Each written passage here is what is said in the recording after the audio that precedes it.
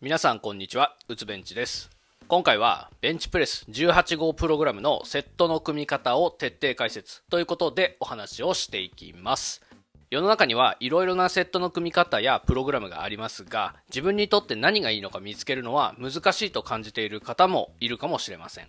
中には高重量に偏っていて初心者には向かないものや、途中で重量やレップ数が届かず断念してしまうものもあると思います。逆に物足りないという場合もありますね。個別でメニューを作成してもらっている場合を除いて、多くのプログラムは個々の目的や限界に合わせて応用するのが難しいです。そこで今回は既存プログラムのこういった問題、例えば高重量に偏っている、途中で上がらなくなって断念する、個々の目的に応用できない、個々の限界重量に適していない、こういった問題を解決できるプログラムである18号プログラムについてご紹介します。このプログラムは既存のプログラムと比べ高重量に偏らない、途中で重量回数が上がらなくなってプログラムが中断することがない、個々の目的に合わせることができる、個々の限界重量に合わせることができる、こういった特徴があります。18号プログラムを皆さんのベンチプレストレーニングに取り入れていただいて、一緒にベンチプレス強くなりましょう。今回の動画ではセットの組み方の基本、これ超重要です。18号プログラムの概要、18号プログラムの具体的なセットの組み方、トップシングルの組み方、目安の練習頻度、インターバルについてという内容でお話しさせていただきます。少しだけ僕の話をさせていただきますと、僕自身はベンチプレス歴イコールトレーニング歴3年で体重85キロで 152.5 キロまでベンチプレスを伸ばすことができました。うつベンチ LINE 公式アカウントでは無料でベンチプレスのメニュー作成やフォームチェック、お悩み相談を実施していまして、メニュー作成では今回ご紹介する18号プログラムをメインで使用し、3ヶ月以上継続していただいた方のマックス更新率は 95.7% となっています。この動画が参考になったよとか応援してあげてもいいよと思っていただいた方はチャンネル登録と高評価をしていただけると嬉しいです。まずベンチプレスを伸ばすセットの組み方のお話をする上で皆さんに知っておいていただきたい超重要なことを2つお伝えします。1つ目は少しずつ重量を伸ばしていく、つまり全身性過負荷の原則を意識するということです。2つ目はピリオダイゼーションを取り入れるということです。全身性過負荷の原則は少しずつ負荷を上げていくことで体が適応していき、トレーニング効果が出るというトレーニングの原則で、僕が最も大事にしている原則です。この負荷には重量とかレップ数、セット数、インターバル、TUT、これは緊張化時間ですね。こういったものがあり、これらでコントロールすることになります。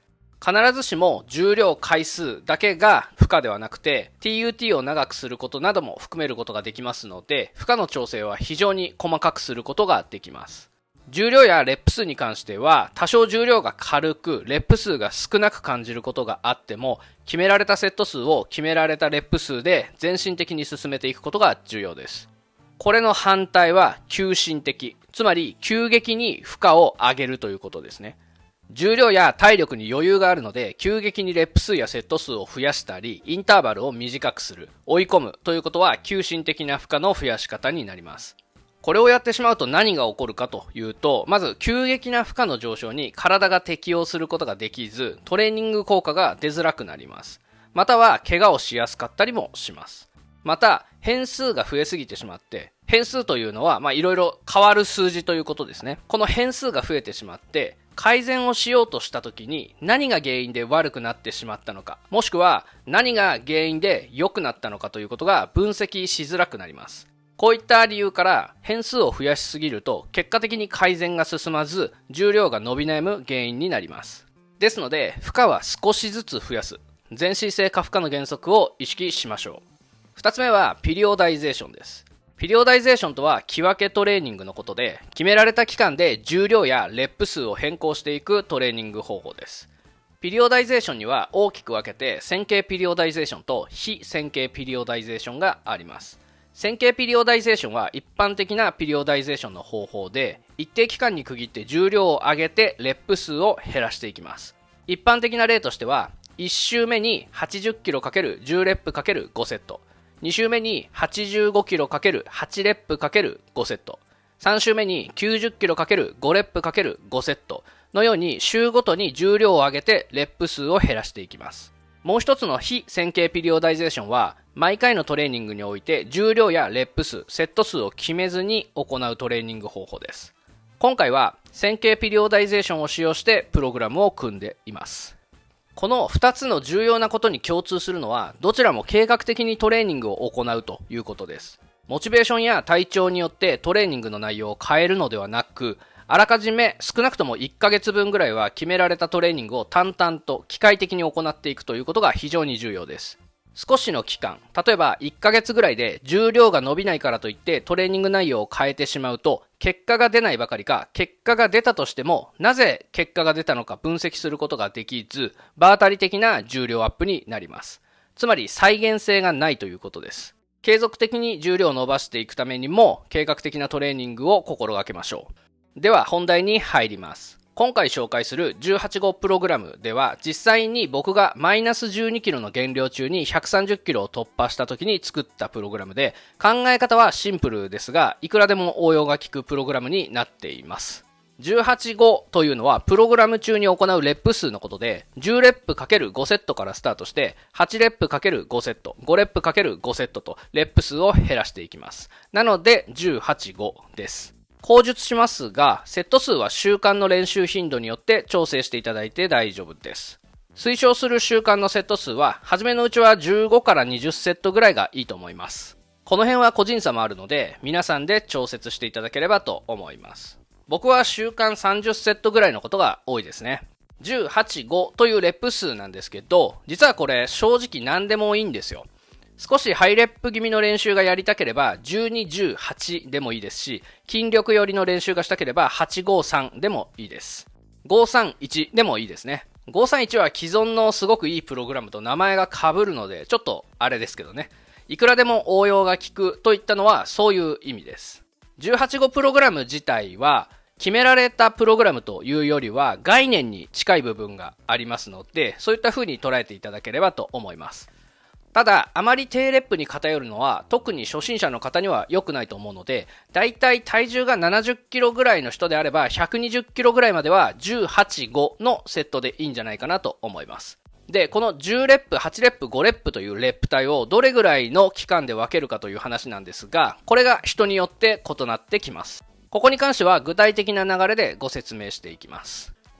今回はマックス重量が 97.5 キロで100キロが上げたいという方を例にしてセットを組んでいきたいと思います。セットのスタート重量は10回5セットがギリギリできる重量のマイナス10キロからスタートします。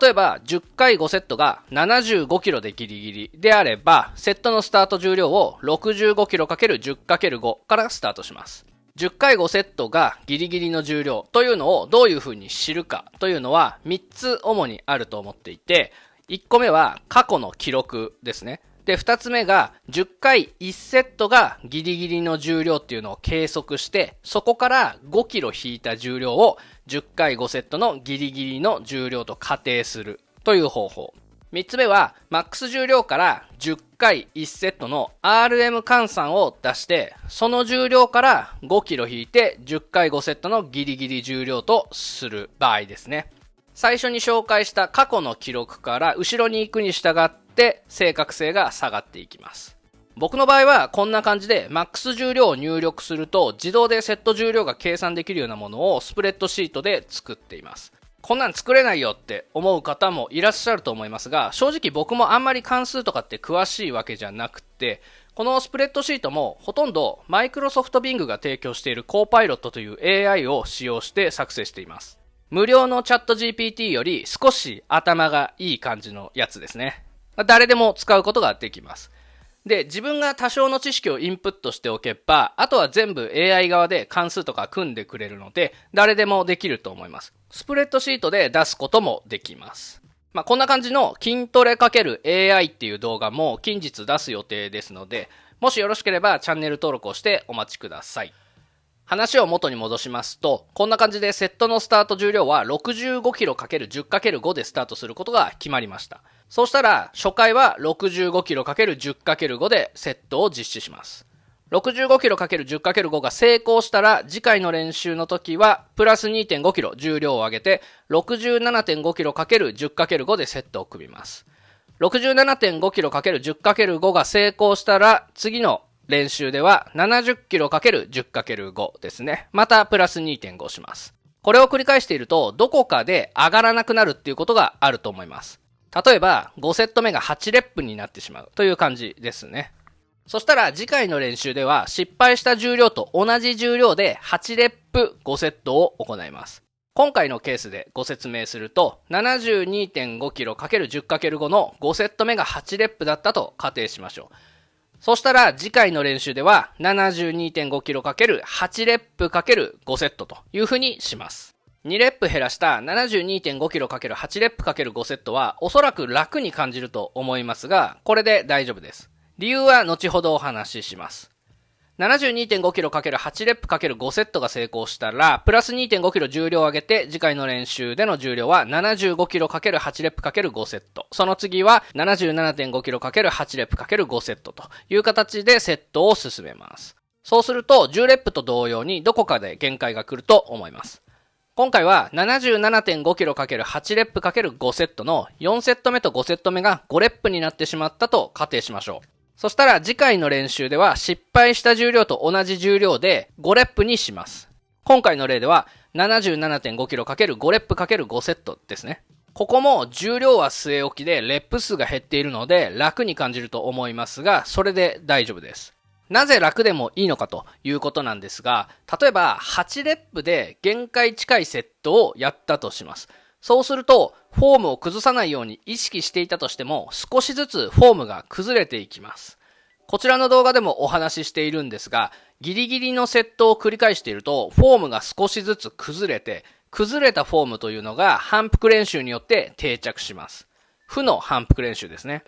そうすると、練習すればするほど余計に悪いフォームが定着していき、重量が落ちて停滞するか、怪我をする原因になります。なので、ギリギリのセットをやった後は、同じ重量でレップ数を減らして、負荷を減らし、フォームを整えるフェーズにします。それにしても重量が軽すぎると思う場合は、下ろすスピードをゆっくりにする、ボトムで止める、上げるスピードをゆっくりにする、などの工夫をしてみてください。これはテンポベンチプレスと呼ばれる方法ですが、3秒かけて下ろし、ボトムで1秒止めて、2秒かけて上げる。これを1レップとして8レップとか5レップを行うと、重量を下げていてもかなりきついと思います。このようにレップスピードを変えて負荷をコントロールすることも全身性過負荷の原則ですので、意識して練習してみてください。フォーム練習にも非常に有効です。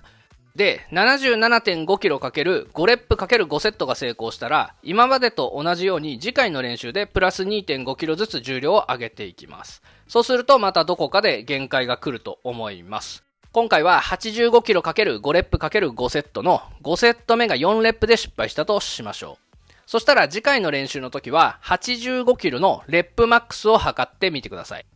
レップマックスを測った時に85キロで7レップできたとすると RM 換算で 1RM は99キロ。8レップだと102キロとなり 1RM の100キロが射程圏にあることがわかります。この10レップ、8レップ、5レップの流れを1サイクルとして回し、1サイクルが終了したら2サイクル目は1サイクル目のスタート重量にプラス 2.5 キロ足して2サイクル目は少し底上げした状態からスタートします。今回の例だと 67.5 キロ ×10×5 からのスタートですね。このように10レップでフォーム重視から重さ重視、8レップでフォーム重視から重さ重視、5レップでフォーム重視から重さ重視と行っていくことで、それぞれのレップ帯でのレップマックスを伸ばすことができます。また、レップマックスに挑んだ後はフォームを整えるフェーズがあるので、フォームも崩れにくいです。そして、このプログラムの重要な要素であるピリオダイゼーションですが、従来のプログラムは1週間などで木分けする一方で、18号プログラムは自分の限界で木分けを行っています。重量に関しても従来はマックスの何%で計算することが多いため、途中で上がらなくなってしまうことがあったり、逆に特定の週で物足りなさを感じることがあったと思います。これは人によって得意な重量帯だったりレップ帯が異なるために起こることで、10レップが強い人もいれば5レップが強い人もいるために起こる現象です。プログラム初期の10レップセットはできたのに、中盤とか後半にかけてプログラム通りにできなくなってしまって挫折してしまうということはよくあります。18号プログラムではこういったことが起きないように10レップも限界まで、8レップも限界まで、5レップも限界まで、余裕を持った重量からスタートして限界重量まで行うというようにフェーズが変わるので、途中でつまずくこともなく物足りないということも起こりません。はい、ここまでが18号プログラムの具体的な組み方です。次にトップシングルについてお話しします。18号プログラムへのトップシングル、デイマックスの組み込み方に関してはいくつかの方法があります。例としては、毎回セットの前にトップシングルを行う方法。ワンサイクル終了後に1週間ピーキングをしてマックス挑戦をする方法。3週間セットだけをやって4週目にトップシングルだけをやる方法。他にもいろいろとやり方はあると思いますが、ご自身の練習時間だったり練習環境、練習頻度、モチベーションに合う形で行うのがいいと思います。今回は一番オーソドックスに毎回セットの前にトップシングルを行う方法でお話しします。まずはトップシングルのスタート重量に関してですが、これはマックス重量のマイナス10キロからスタートします。今回はマックスが 97.5 キロなので 87.5 キロ ×1 レップからスタートですね。セットの時と同様に成功したら次回の練習ではプラス 2.5 キロ重量を上げて、次回の練習は90キロ ×1 レップでトップを行います。しばらくこのまま進めていって 97.5 キロ ×1 が少し余裕を持って上げることができたら、次回はプラス 2.5 キロ重量を上げて100キロに挑戦します。マックス挑戦ですので、この100キロで失敗してしまったら、次回の練習では失敗した重量からマイナス10キロ、重量を下げて90キロ ×1 からスタートします。90キロ ×1 が成功したらプラス 2.5 キロ重量を足して、次回の練習では 92.5 キロ ×1 を行います。基本的にはこの繰り返しで、徐々に重量を増やしていって、失敗したらマイナス10キロしてまた伸ばすの繰り返しです。ここでもマックス重量からマイナス10キロも落とすと軽すぎて意味がないんじゃないかと疑問が浮かぶかもしれません。これはセットの時と同様で、ゆっくり下ろす、ボトムで止める、ゆっくり上げるということをやってみてください。90%1RM だと3秒かけて下ろす、ボトムで2秒止める、2秒かけて上げるぐらいでもギリギリになるかもしれません。軽いと思っている重量でも負荷のかけ方を変えると別物になりますので、いろいろと試しながらやってみましょう。この試行錯誤の楽しさこそベンチプレスの醍醐味です。これを楽しめないとベンチプレスを強くするのは難しいと思います。トップシングルの組み方に関しては他にもいろいろノウハウがあるんですけれども、この動画で全部お話しすると動画がとんでもない長さになってしまうので、マックスが伸びるトップシングルの組み方みたいな動画を現在作成中です。こちらの動画も気になる方はチャンネル登録してお待ちいただけますと嬉しいです。次に18号プログラムを行う練習頻度についてお話しします。練習頻度に関しては週のセット数と練習時間から逆算するのがいいんじゃないかなと思います。ここではこのプログラムをスタートするときに適切な週間セット数を15から20セットとします。これぐらいのセット数から始めて、体が慣れてきたら少しずつセット数を増やしていくというのもありだと思います。頻度の推奨は週3回以上ですが、いろいろなパターンで週15セットを実施するための練習頻度と練習時間を考えていきましょう。まず練習頻度が週5回の場合、セット数は1日3セット、練習時間は30分程度かなと思います。練習頻度が週4回の場合は4セットで40分ぐらいですかね。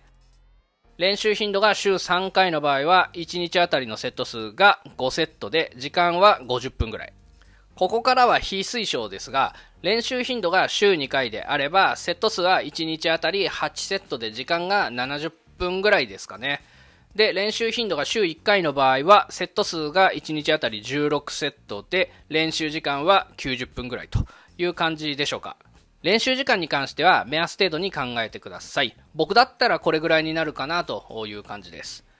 例えば土日以外平日は毎日少しずつできるという方は1日3セットで30分ずつ、月水金でプッシュプルで組んでいる方は週3で1日5セットで50分ずつぐらい、非推奨ですけれども5分割で週1の方は1日60セットで1時間半ぐらいという感じですかね。ちなみに僕の場合は通常時は週30セットをエブリか週3、多い時はエブリで週60セット、毎日10セットっていう感じですね。やる気がない時は週15セットとかですかね。1日5セットの週3回。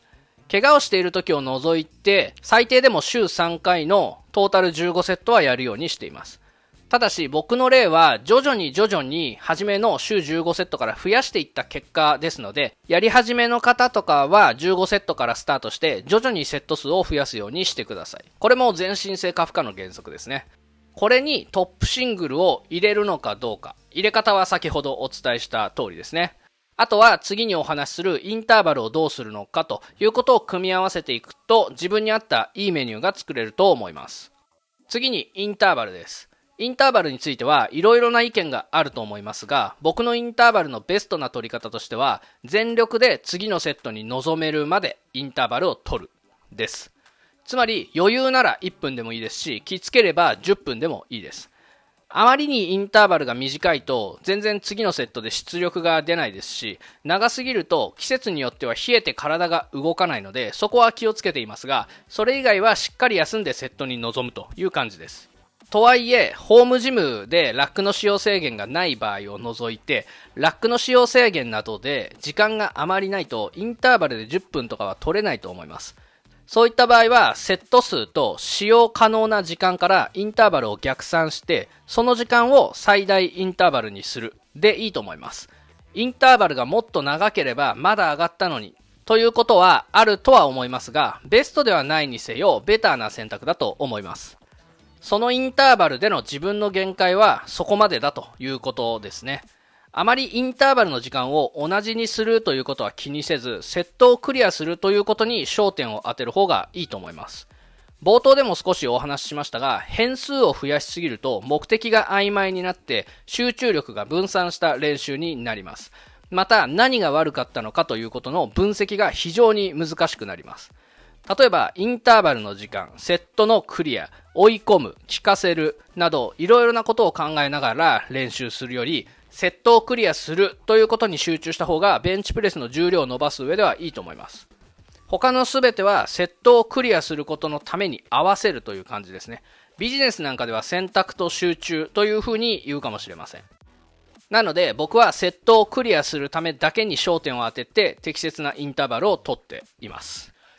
はい、ということで今回は以上です。この動画が参考になったよとか応援してあげてもいいよと思っていただいた方はチャンネル登録と高評価をしていただけると嬉しいです。うつベンチの YouTube チャンネルと LINE 公式アカウントでの活動を応援していただける方はグッドボタンの右側にあるスーパーサンクスからチャンネルのご支援いただけると大変励みになります。これ本当に嬉しいんですよ。いつもスーパーサンクスをいただいている方本当にありがとうございます。あと YouTube メンバーシップを始めました。通常動画では話さないマニアックな話をメンバーシップの方限定で配信していこうと思います。例えば今検証中のこと、こんなことやってますよとか、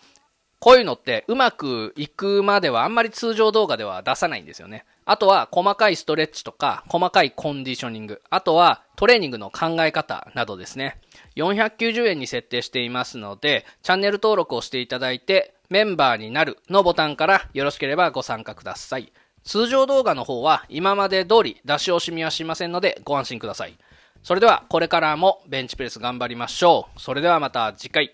バイバイ。